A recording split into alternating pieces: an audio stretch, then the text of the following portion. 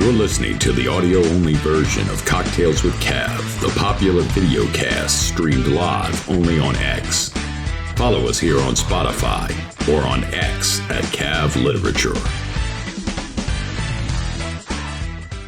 Oh, happy Friday, everybody. Welcome to another great edition of Cocktails with Cav, where we bring you incredible interviews with indie authors, entertainers, and artists. It has been a heck of a week, I tell you what. We've had a lot going on, had a lot of fun, but look, so glad you could join us. Please, by all means, check the links in the description. Consider supporting the show. Buy us a cheap cup of coffee on our Buy Me a Coffee link. That's all it takes. Or even check out our merch page. We have some incredible swag, adding more every day to our merch page. Great way to support the show. But enough of all that. Look, I tell you what a week. We're in the throes of presidential election season leading up to November. Of course, we had the Democratic National Convention this week and the Republican National Convention prior to that. It's just an incredible political landscape going on. And tonight's author, I got to know him on X, an incredible guy, great to interact with. And we're going to talk about his incredible book, Dethrone Davos. So by all means, please help me welcome to the stage the great author, Teddy G. Pierce. Oh, Teddy, so glad you could finally make it to Cocktails with Cav, buddy. How are you doing tonight? Hey, I'm doing great. Pleasure's all mine. Oh, man, where are you coming from? Is it an undisclosed location or? No. I don't like to triangulate too much, but coming to you from the Republic of Texas. Nice. Yes, my sister Gulf Coast state. I'm happy to have you. All right. Oh no, but man, I tell you, all the chaos going on in the political landscape, especially. I'll tell you what, X is my new favorite platform for all the political news. But we're going through. I'll tell you what, this presidential election cycle is going to give us all a headache. But man, if we're lucky. Yeah, that's it. But I tell you what, your book just came out in July. Dethrone Davos. I was fascinated by it, and I tell you what, we're going to talk about it a little bit. But we'd love for the audience to get to know the creators, man. So Teddy, please tell us a little about yourself and, a little of your background and how you got into writing this incredible work we have out. Yeah. So, like I said, from Texas, born and raised, spent a short hiatus away in the communist occupied territory of California. But grew up, everybody thinks that people from Texas all ride horses everywhere and do that kind of stuff. But actually did grow up farming and ranching, having a kind of an agrarian background growing up. And so that was something that I know was very formative for me. Certainly now as we're through the looking glass in these crazy times and, people don't know, they think that food comes from the grocery store, right? And lumber comes from Home Depot. So, but yeah, grew up farming and ranching and, just trying to figure out things, when you work on a farm or ranch, you're a mechanic and, you have to be a salesman and you just have to do a little bit of everything as you basically bring things to market and do what you got to do to get by. So, but yeah, when I moved away, went to college for a little bit, didn't know what I wanted to be when I grew up. So I took several victory laps. And I always say college only took me 4 years and a decade, but I finally finished it. That's right. It's like my daughter. She's a master of masters. No. Yeah, that's right. So, but yeah, I finally found philosophy and really fell in love with the subject and very, kind of a methodical guy to begin with. And so philosophy really appealed to me as really the system and study of human thought itself. And so finally got my degree in philosophy And I had always been kind of an armchair politico. I always liked American politics. Really interested me. I came from a family, a house divided, half the family voted one week, half the family canceled out the votes of the other half of the family at the ballot box every time. And so I really grew up understanding really both political perspectives. So that's the good thing there. And really started about 2014, 2015 is where we really started seeing some political shifts that were new and things that from a philosophical perspective, kind of a meta perspective, if you will, over just policy talking points, we really started seeing some dynamic shifts in politics. And I think everybody places it right around that time. That is true. It's I'm in my 50s and having seen a lot over the decades, but it's definitely different now. For sure. So yeah, that was kind of the advent and really seeing those ideological shifts, and now we're getting to see them kind of blossom now into a level of political polarization that we haven't seen, and into really, I think the best way to describe it is, the political system that I grew up in was maybe the two parties are arguing over tax rates or arguing over the best way to best serve a social policy, but we're moving forward in this American vision, right? And this, what are we going to do that's best for the country? And we really see this political divide completely breaking apart, where it's two different visions for the future of the country. And I do think that, yeah, exactly. It's we used to, like you said, and I think several talking heads and talk show hosts on either side of the aisle, so to speak, have all placed it at that it used to be arguments over just, we wanted to go to the same place, but just how arguments over how we got there. And now it's totally, yeah, you're right. Two different visions for the future of the country. Yeah.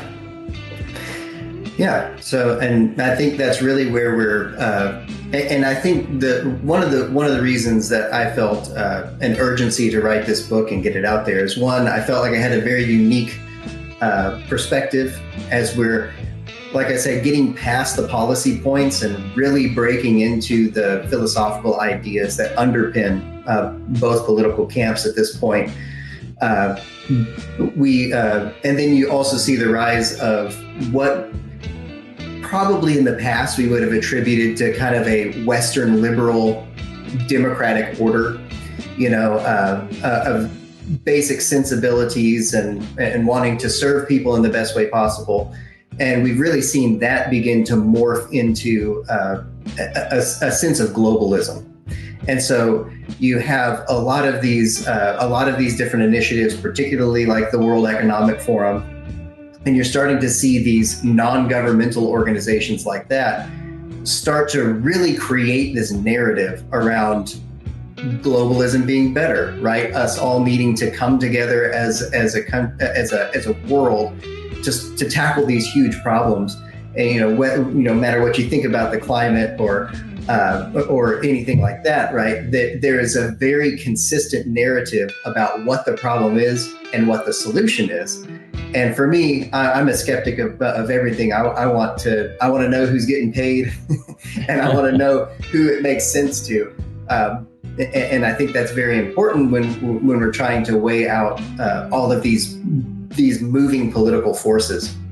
And I agree with you as someone who, has run an NGO, dealing with environmental issues and becoming greatly disheartened. I think you said the magic term of who's getting paid, and because it was really disheartening and eye-opening from a nonprofit perspective to realize that grants drive a lot of actions, whether it be on the NGO side and their perspective on issues, or heck, even scientifically now, which I think science has done themselves a great disservice, obviously, Right. Yeah, not just in the realm of climate. Right. And it is. It's and I guess it was, not to be cliche about it, but you show me who's funding the grant and I'll tell you what answer they're going to get. Exactly. So, well, what's and yeah, I really encourage everybody to give Teddy a follow on X, and of course his screen name will be in the description of the show for you and everything. But as we begin to talk about his book, Dethrone Davos, I got fascinated by it and reached out to Teddy, and I really wanted to have him on the show.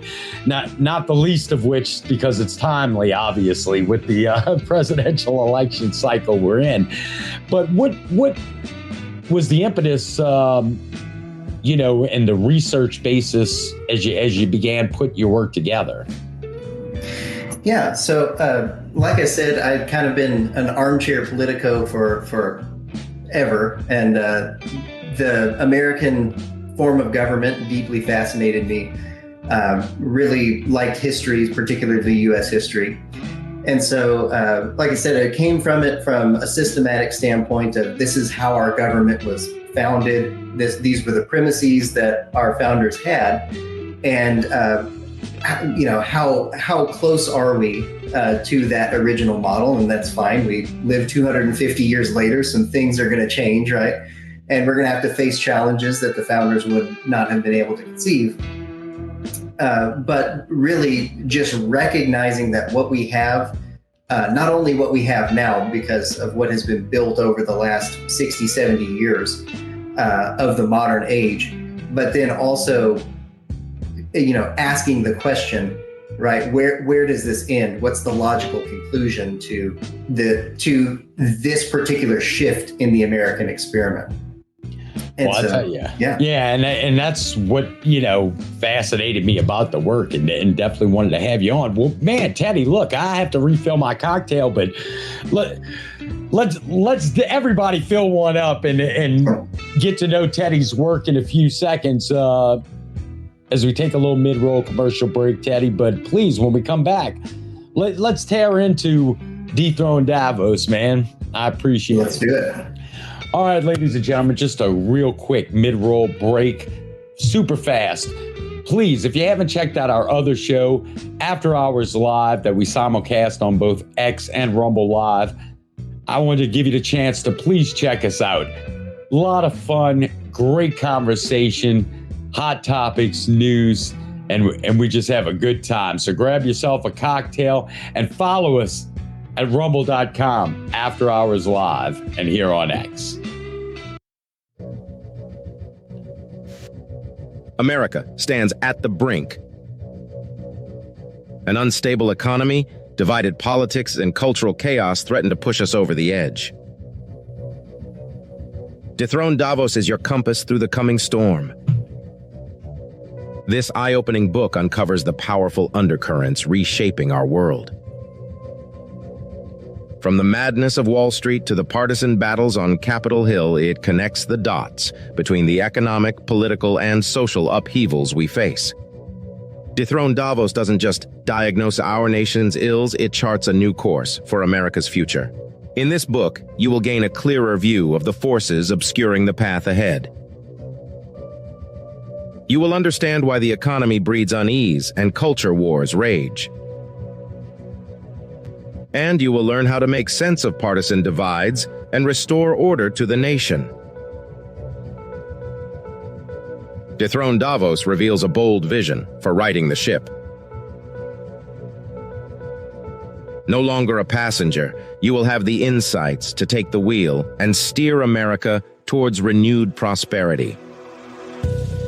Don't just watch history unfold. Read Dethrone Davos and help rewrite our future. Oh, man, I tell you, I like it. Well, like I said, I was fascinated when I came across you and your work. And And like I said, ladies and gentlemen, make sure you give Teddy a follow because he's actually a fun guy to interact with as well. But yeah, so man, by all means, Teddy, give us a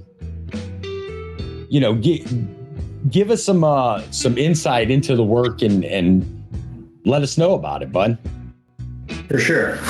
So the structure of the book, put it into 3 different parts. And it's by no mistake, obviously.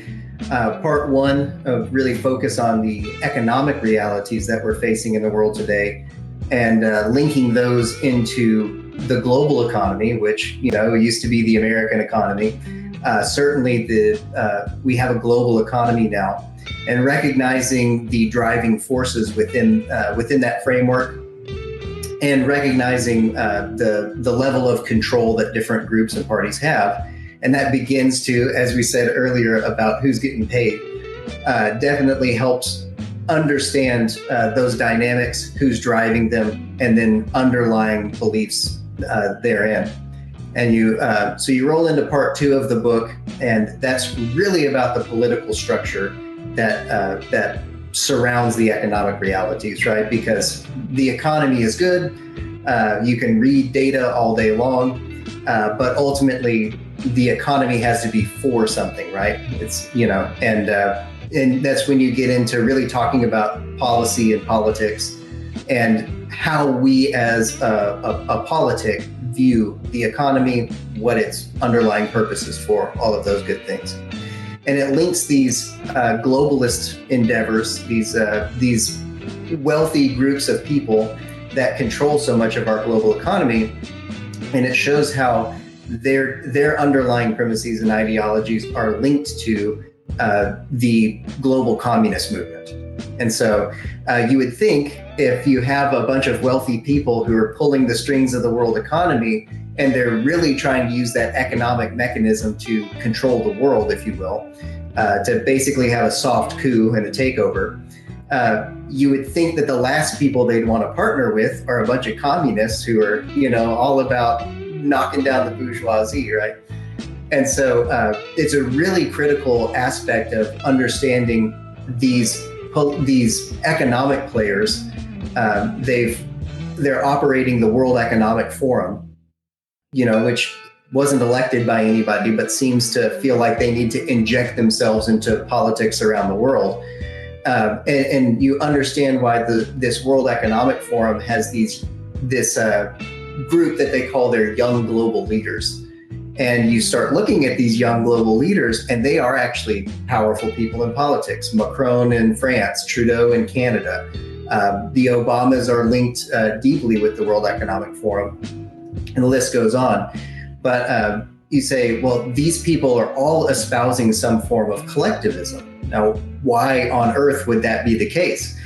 And so part 2 of the book is very important in explaining that dynamic, which basically is that communism, it's a brilliant idea. Marx was by no means a dummy, but the idea of communism is simply that. It's an idea, and the second that you try to inject this concept of equity into a government, into a hierarchy, you give up the game. You abandon the entire premise altogether. As soon as someone's in charge, they are above everyone else. We've abandoned this concept of equity.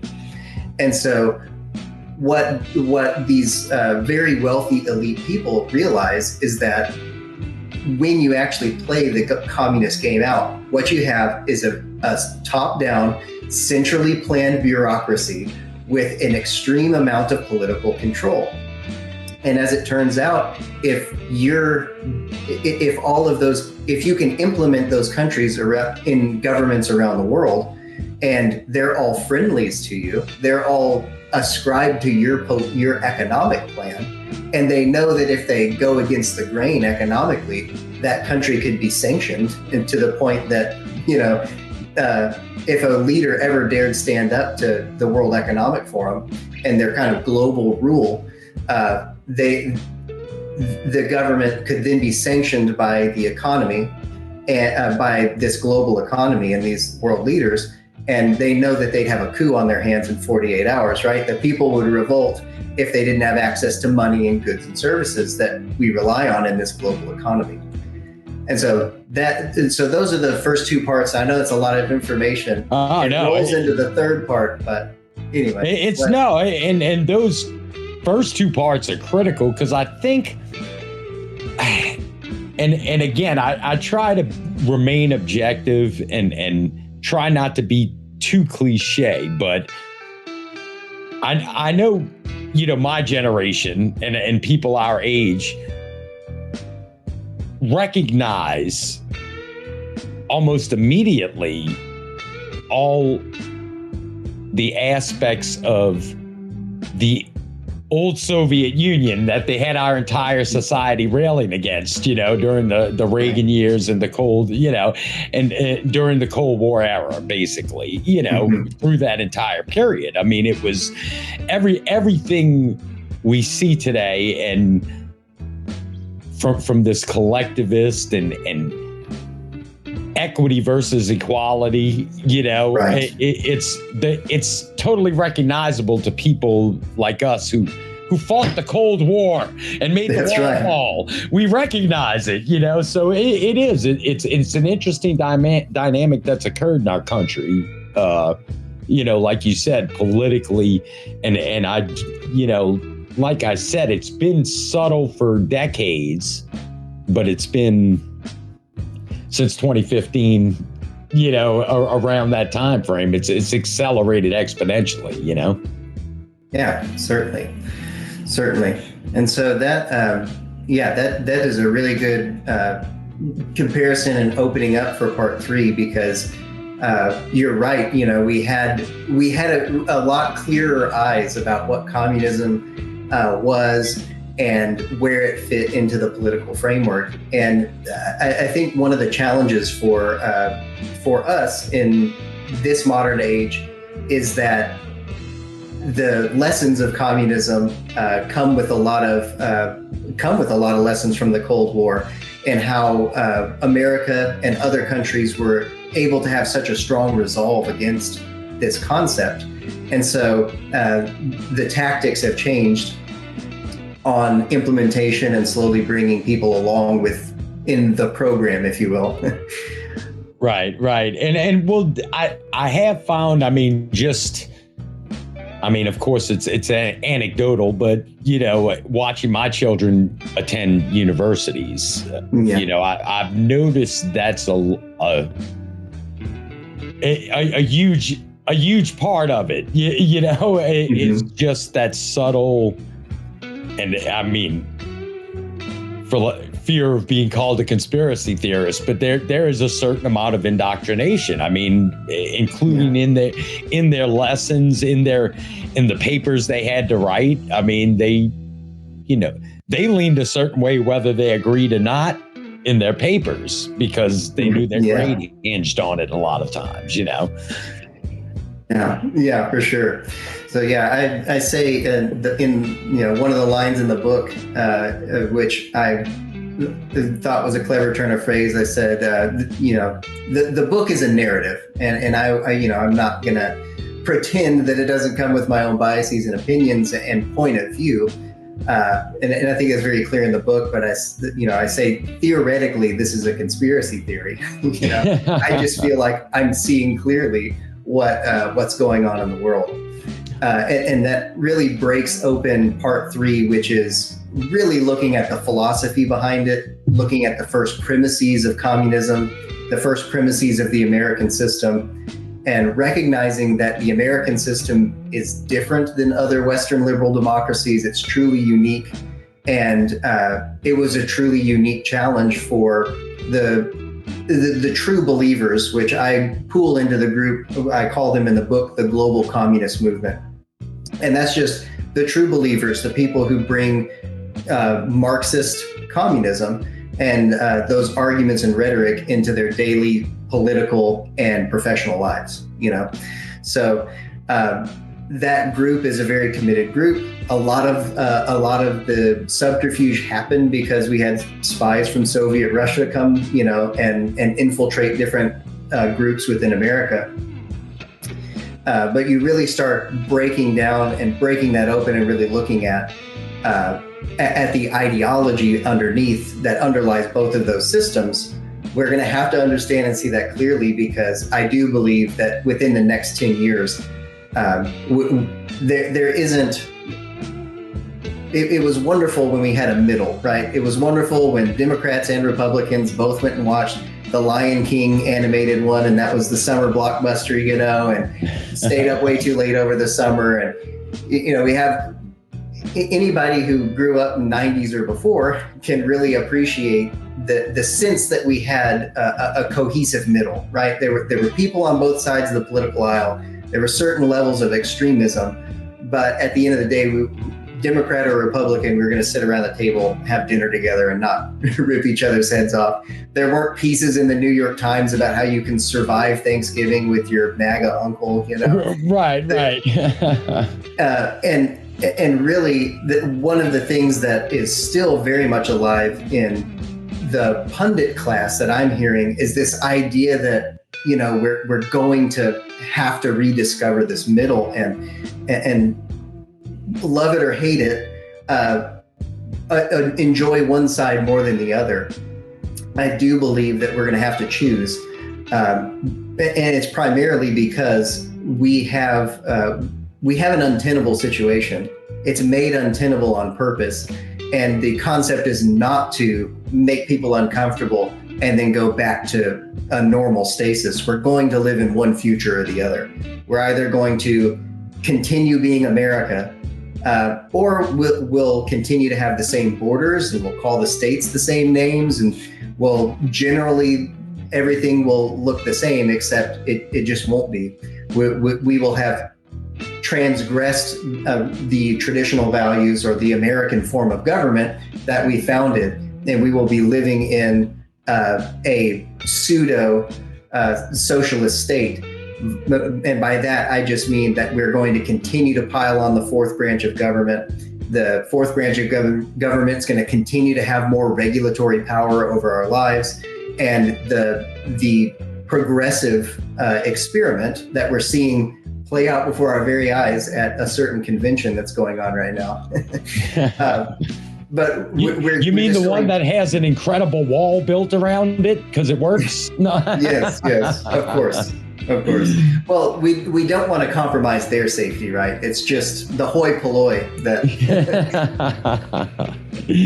Oh, well, I'll tell you what, Teddy, like I said, when I came across your work, I was just fascinated, especially given the times we're in. And I do think, we are at one of those crossroads. There's no mistake about it, so by all means, ladies and gentlemen, if you haven't already, go give Teddy a follow on X, please, by all means, and check out his new work, just out July, Dethrone Davos. It's available on Amazon for order, and of course, the links to his website will be in the description. And I highly, highly recommend everybody check it out as we come up to this grand November we're about to approach. So, well, Teddy, man, I tell you what, I really look forward, and hopefully we could talk you into coming on our other show, After Hours Live, with me and producer Drunk Doug, buddy.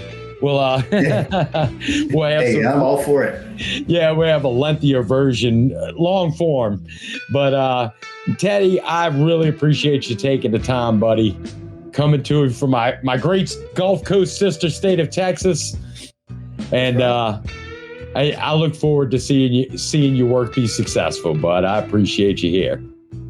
Thank you very much, George. I appreciate it. Like I said, the honor's all mine, and Godspeed, my friend. Keep up the good work. All right, bud. Cheers. Cheers.